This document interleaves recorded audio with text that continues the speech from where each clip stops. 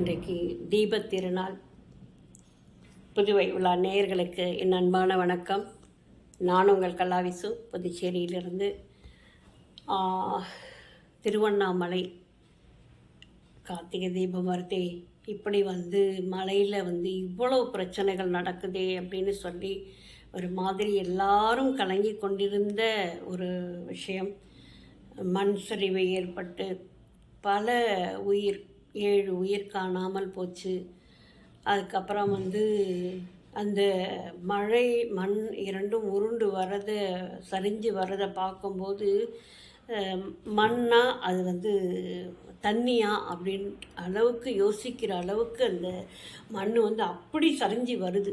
அதை பார்க்கும்போது அப்படியே ஒரு மாதிரி மனசெல்லாம் கலங்கி போகுது. ஏன்னா அந்த மலையையே சிவன் அப்படிங்கிற ஒரு கண்ணோட்டத்தில் தான் நம்ம பார்க்குறோம். அப்படிப்பட்ட ஒரு மலை சரிஞ்சு இதை மாதிரி விழுது அப்படிங்கும்போது மனசுக்குள்ளே ரொம்பவே கடினமாக இருக்குது, கஷ்டமாக இருக்குது. ஒவ்வொரு அடியிலும் சிவலிங்கம் இருக்குது அப்படின்னு நம்ம சொல்லுவாங்க. அப்பேற்பட்ட மலை இன்னைக்கு சரிஞ்சு விழுந்திருக்கு. இது சிவனுடைய கோபம் அப்படின்னு ஒரு தரப்பில் சொல்கிறாங்க. உண்மையாக கடவுள் இந்த அளவுக்கு கோவப்படுவாரா அப்படிங்கிறது எனக்கு தெரியல.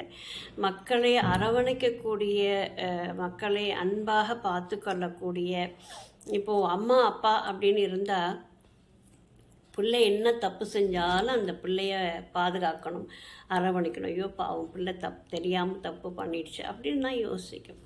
அதனால் நிச்சயமாக சிவன் கோவப்படலை. நம்ம செஞ்ச வினை தான் நமக்கு திரும்ப வருது, புரியுதுங்களா? மலைக்கு அடியில் தோண்டி தோண்டி தோண்டி தோண்டி அந்த இடத்துல அஸ்திவாரம் போட்டு அந்த இடத்துல வீட்டை கட்டிக்கிட்டு உட்காந்தாக்கா சரியாமல் என்ன செய்யும்? நான் சமீபத்தில் ஊட்டிக்கு போயிருந்தேன். ஊட்டியில் மிகப்பெரிய ஒரு உணவகத்தில் தங்கியிருந்தோம். இப்போ அந்த உணவகத்தில் தங்கி இருக்கும்போது அந்த அந்த ஊட்டியை சுற்றி பார்க்குறேன்.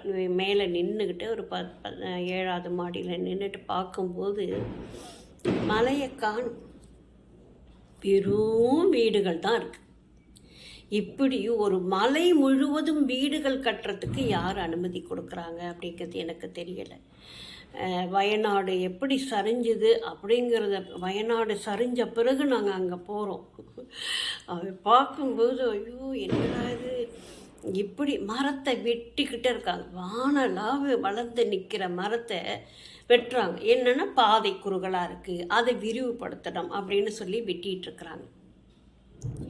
இந்த மாதிரி உயர்ந்து வளர்ந்த மரங்களையெல்லாம் வெட்டி தீர்த்துட்டு அந்த இடத்துல நீங்கள் பாதை அமைக்கிறீங்க, வீடு அமைக்கிறீங்க அப்படின்னு சொன்னாக்கா அந்த மலையனுடைய தன்மை குறைஞ்சி போகுது தானே.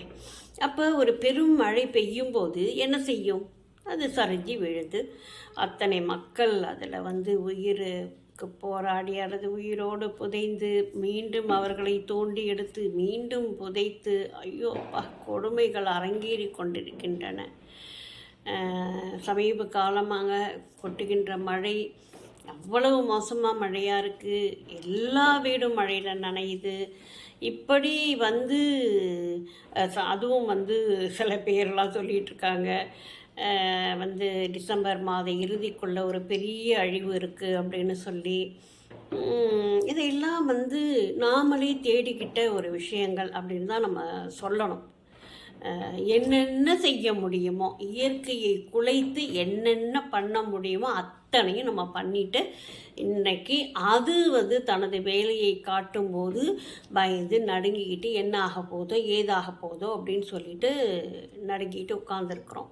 இது தேவையா? கொஞ்சமாவது நம்ம இதை செய்யலாம், இதை செய்யக்கூடாது அப்படின்ற ஒரு திட்டங்கள் வகுக்கணும் தானே. இதெல்லாம் இல்லாமல் எல்லாத்தையும் நம்மளே பண்ணிட்டு இன்றைக்கி இயற்கை நமக்கு எதிராக சதி செய்து கொண்டிருக்கிறது அப்படின்னு சொல்லி பேசுறதுல எந்த அர்த்தமும் இல்லை. இது உண்மையான நிதர்சனம். இதை நம்ம கொஞ்சம் புரிஞ்சுக்கணும். இனிமேயாவது இப்படிப்பட்ட விஷயங்களை நடக்காமல் பார்த்து கொள்ள வேண்டியதும் அவசியம் என்று நான் நினைக்கின்றேன். நன்றி, வணக்கம்.